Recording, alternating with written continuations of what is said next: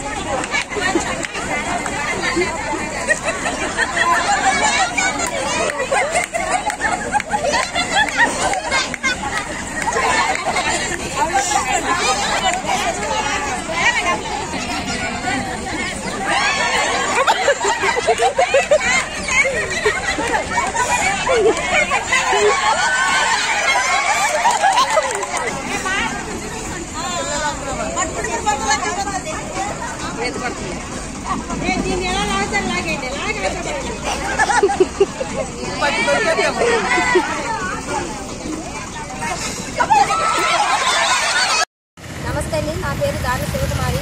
నేను ఇంజరం వన్లో అంగన్వాడీ ఆయా కింద పనిచేస్తాను. సంవత్సరం నుంచి నేను జాయిన్ అయినప్పటి నుంచి అయినా సరే టీఏబీఏలు ఏంటండి పిల్లలకి మెను పెడుతున్నారు. దానికి బిల్లులు గ్యాస్ బిల్లులు ఏవి రావట్లేదు. గత 8 రోజులుగా మేము ఇక్కడ సమ్మె పోరాటం చేస్తున్నా సరే ప్రభుత్వం నుంచి ఎలాంటి స్పందన లేదు. కాబట్టి ఈ రోజున భిక్షాటన కింద నిరసన తెలియజేస్తున్నామండి. మాకు జీతాలు ఏమీ లేవు కాబట్టి కనీసం మాకు రోజువారీ ఛార్జీలకే కానీ మేము ఇప్పుడు కూర్చున్న సమ్మె చేస్తున్నందుకు గంటలకే కానీ దేనికైనా సరే కనీసం నిత్యావసరాలకైనా సరే దిగి రావట్లేదు. కాబట్టి మేము ఇలా భిక్షాటన చేసుకుంటున్నామండి. కనీస వేతనం 26,000 చేయమంటున్నా సరే ప్రభుత్వం నుంచి ఎలాంటి స్పందన లేదు. గ్రాడ్యుయేటీ ఇమ్మని సుప్రీంకోర్టు చెప్పినా సరే దానికి స్పందించడం లేదు. చూసే వాళ్ళకి ఏంటంటే మేము జీతాలు పెంచడానికి ఒక్కడానికి మేము సమ్మె చేస్తున్నట్టు ఉంది, కానీ మిగతా సమస్య ఎవరికి ఎలాంటి కన్విన్స్ కలగట్లేదు. అందరికీ ఏదో చులకనగా ఉంది. అంగన్వాడీలు అని అంటున్నారు తప్పితే వాళ్ళు ఎంత కష్టపడుతున్నారు, వాళ్ళు ఎంత త్యాగం చేస్తున్నారని ఎవరికి తెలియట్లేదు. సచివాలయం వాళ్ళని నియమించారని తెలిసింది. ఏకంగా మేము ఇద్దరం చేసే పనికి 7గురిని నియమించారండి. దాన్ని బట్టి అయినా ప్రజల్లో కనిపి వస్తే ఇంకా చాలా మంచిది. ఇద్దరు చేసే టీచరు కలిసి చేసే పనికి 7గురిని నియమించారంటే వాళ్ళకి ఎంత కష్టం కలగకపోతే వాళ్ళు రోడ్లు ఎక్కారన్న ఆలోచన రాకుండా వీళ్ళకి ఒళ్ళు కలిసి రోడ్లు ఎక్కారని మాట్లాడుతున్నారు కొంతమంది. అలాంటి వాళ్ళందరికీ కూడా కనిపి కలిగేలాగా ఈ రోజున నిరసన కింద భిక్షాటన చేస్తున్నాం. ఎందుకు చేస్తున్నారు అనుకోవడం కాకుండా వాళ్ళ సమస్యలు ఏంటి అని తెలుసుకొని కూడా ప్రజలు కొంచెం ఆలోచించి ముందుకు వస్తే బాగుంటుందని కోరుకుంటున్నాను.